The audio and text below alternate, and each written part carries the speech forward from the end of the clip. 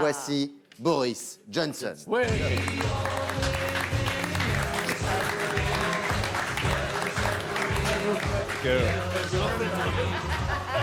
Bonjour. Bonjour. Bonjour, la France. Hey, de vous dire, j'aime beaucoup la chanson Sous-marin. Le sous-marin, Oui. je crois. C'est pour ça que je suis coiffé comme un albatros qui s'est coincé les roupettes dans le périscope. C'est formidable, c'est formidable. Vous, en France, vous avez eu un capitaine de pédalo, mais moi, je suis plus fortement doué que lui. Moi, si je suis capitaine de sous-marin, j'arriverai à le faire couler, même en traversant la Tamise à marée basse. C'est formidable. C'est un naufrage. En tout cas, merci de faire l'effort de vous exprimer en français, Monsieur le Premier ministre. Oh, merci, merci. Je sais que vous, Français, vous n'êtes pas bons avec la langue des autres. Oui. Sauf pour donner la langue au chat, dans le 69. Alors, merci, je connais vos coutumes. Alors, je vais faire effort. Mais si je dis des choses confondues dans la mauvaise sens, il ne faudra pas me gronder, car j'ai appris le français avec Chan Baking et... Je vous écoute. En tout cas, la reprise des séances au Parlement britannique a été très houleuse. Beaucoup sérieuse. Excusez-moi, je tombe un peu en morceaux. Houleuse. On s'est disputé comme des migrants pour un bout de zodiaque. Mais il y a une tradition de grossièreté dans la vie politique britannique.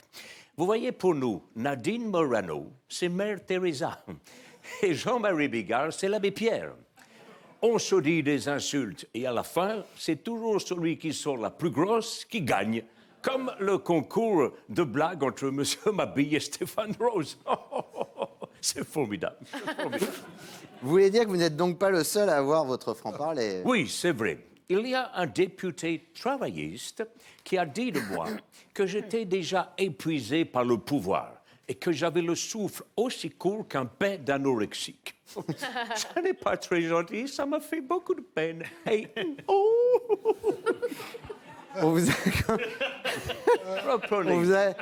C'est chaud. On vous a quand même reproché de nombreuses gaffes, comme par exemple quand vous avez traité les femmes politiques de chaudasse, ça ne se fait pas. Oui, je sais, mais j'ai aussi dit que les femmes vêtues de burqa ou de niqab ressemblaient à des boîtes aux lettres.